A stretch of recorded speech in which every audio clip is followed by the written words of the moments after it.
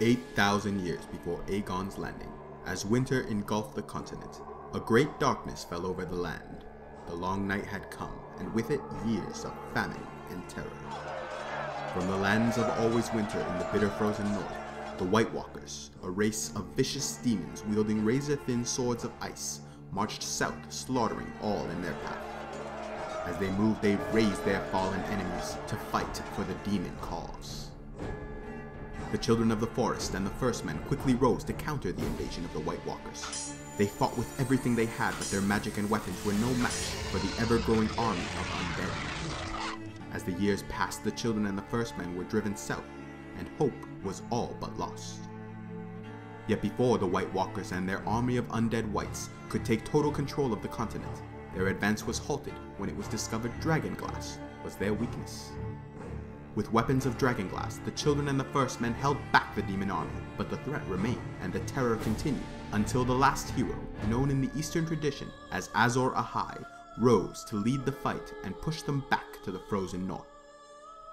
To aid him in this fight, he forged a hero's sword. He labored for 30 days and nights, but the sword shattered as he tempered it in water. Again he tried to forge the sword, this time working 50 days and nights. He captured a lion and drove the sword into its heart, hoping to imbue it with the lion's power, but once again he failed. Finally, he labored for 100 days and nights, and called for his wife, Nisa. With a great sadness, he drove the sword into his wife's heart, imbuing it with her soul. At last he had his weapon, Lightbringer, glowing bright with eternal flame. With Lightbringer at his side, he drove the demon army back into the far north, and slowly the threat to the continent faded.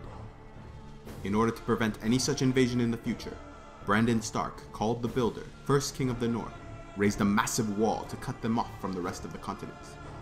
The children of the forest aided in its construction by casting their powerful magic to the wall, ensuring the wall would never break and the demons of the north would never pass. To man the wall and keep watch over the creatures beyond it, the Night's Watch was established, with the Black Brothers taking oaths to bond them to a life of service and protection. With the threat and chaos of the White Walkers gone, the darkness fell and winter ended, but the story of Azor Ahai did not. In the centuries and millennia following the Long Night, a number of great prophecies were revealed. One such claims Azor Ahai would be reborn to fight against the White Walkers once more. Other prophecies speak of a prince that was promised, and his is the Song of Ice and Fire. Perhaps they are the same, perhaps they are not. But if the prophecies are to be believed, a second darkness is coming to Westeros, and a hero is to be called.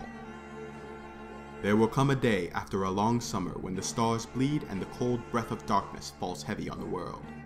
In this dread hour, a warrior shall draw from the fire a burning sword, and that sword shall be Lightbringer, the red sword of heroes.